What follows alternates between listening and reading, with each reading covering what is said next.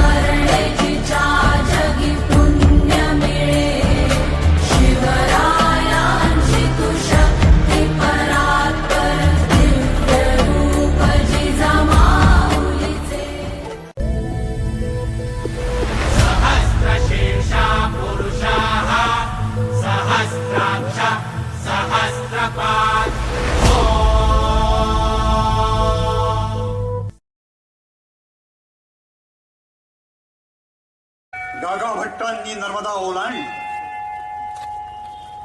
गागाभट्टांसारखा महापंडित येत असल्याची खबर रायगडी समजताच महाराजांनी त्यांना पालखी सामोरी पाठवली. या वेदमूर्तींचं सप्रेम सादर स्वागत केलं. महाराजांचा रायगड कैलासाच्या दिमाखात झळकत होता. महाराष्ट्राचं हे रामराज्य आणि या हिंदवी स्वराज्याची ही अयोध्या पाहून गागाभट्टांचं अंतःकरण आषाढातल्या आकाशासारखं गैरभरून आलं. ते महाराजांना म्हणाले, महाराज, स्वराज्याचं रूप पाहून मी धन्य धन्य झालो. तुम्ही धर्मसंस्थापना केली, ममतेचं समतेचं सुखाचं धर्मराज्य निर्माण केलं. भविष्य पुराण उशाशी घेऊन गाढ झोपलेल्या या बेसावत लोकांना जाग केलं. भगवद्गीता तुम्ही आचरली. शून्यातून तुम्ही ब्रह्मांड निर्माण.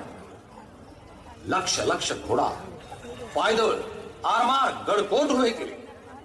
तरी तुम्हा सिंहासन नाही, मस्तकी छत्रचामरे नाही. ये कैसे? आम्ही सारे करंटे लोक तुम्हाला केवळ राज्यकर्ता मानू, पण सिंहासनाधीश्वर राजे म्हणून आम्ही त्या बादशहानाच दंडोत खालीत राहू. सुवर्ण सिंहासनावर राज्याभिषेक झाल्याशिवाय जगही तुम्हाला राजा म्हणून मान्यता देणार नाही. म्हणून हा राज्यसंस्कार तुम्हावर झालाच पाहिजे. पण गुरुजी, सिंहासनावर राजा म्हणून बसण्यासाठी मी हे सारं केलेलंच नाही. हे राज्य जगदीश्वराचं आहे, तुळजा भवानीचं आहे. हे साऱ्या प्रजाजनांचं राज्य आहे. इदं न मम. महाराज, हे तुमचं थोरपण समजायला आणि सांगायला महर्षी वाल्मिकीच हवे. पण नाही गुरुजी. हे राजा, तू जर माझा मानवी सल्ला ऐकणार नसशील तर काशी विश्वेश्वराचा आणि वेदधर्माचा प्रतिनिधी म्हणून मी तुला आज्ञा करतो की तुला राज्याभिषेक करून घ्यावाच लागेल. शिवा, या हिंदवी स्वराज्याच्या चिरंतन कल्याणासाठी तुम्हाला कर्तव्य म्हणून छत्रपती झालंच पाहिजे. राजे, तुम्ही माझ्या साऱ्या इच्छा पुरवल्यात. ही माझी शेवटची इच्छा पूर्ण करा. हिंदवी स्वराज्याचं छत्र चामरांकित सोन्याचं सिंहासन मला डोळे भरून पाहू द्या. माझ्या आयुष्याच्या व्रताची सांगता तुमच्या राज्याभिषेकातच आहे शिवबा. आणि अखेर महाराजांनी मान्यता दिली. राज्याभिषेक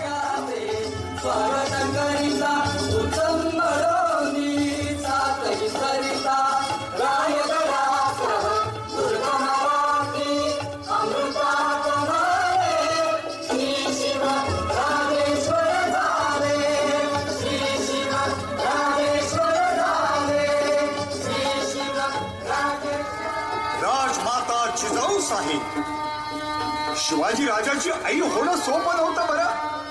ते राजमाता पण एकदा शिवाजी राजाला जन्म देऊन संपत नव्हतं, साजरं होत नव्हतं.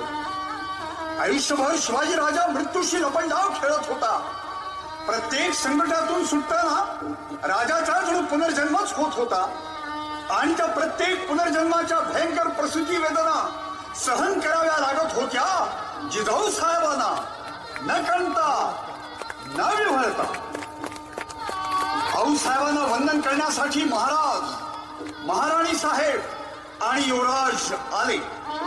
त्यांनी शिवबाला लहानपणी मातीचे डोंगर किल्ले म्हणून खेळायला पडून दिले. आता त्या मातीच्या ढिगांचा रायगड झाला होता. आऊसाहेबांच्या मांडीचं आज रत्नजडीत सिंहासन झालं होतं.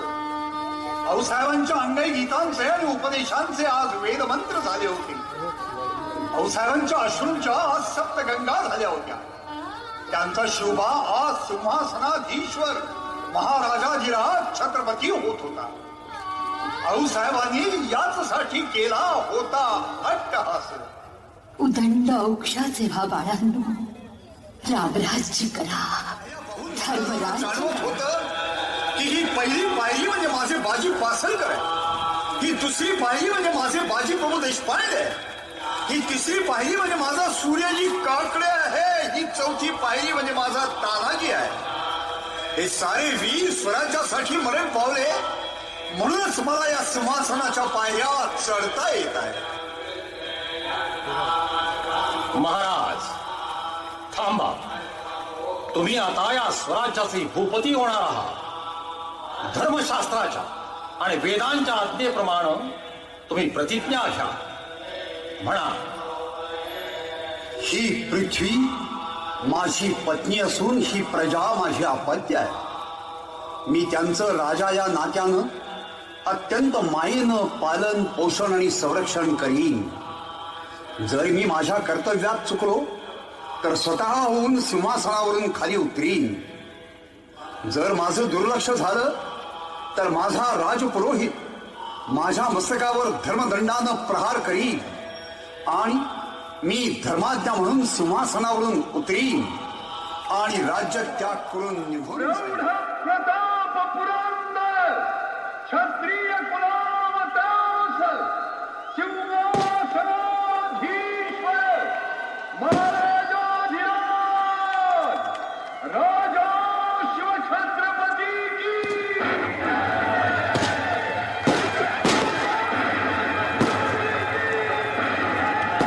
मराठी मर्दानो ऐका ऐका मायल हे किन्नो, ऐका ऐका चंद्र सूर्यानो, बळत्या वाऱ्यानो, रान किल्ल्यानो जी जी. हे ऐका ऐका सात समुद्रानो जी जी. ऐका ऐका असली नवलाई किती जन्मात घडली आई. बादशाही पडे पायाशी जी जी.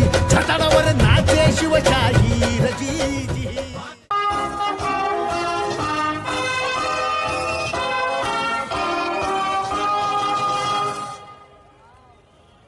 May it please your majesty, it is indeed due to a lucky turn of events that by the grace of God we have been given an opportunity of being an eyewitness to this auspicious occasion of your majesty's coronation.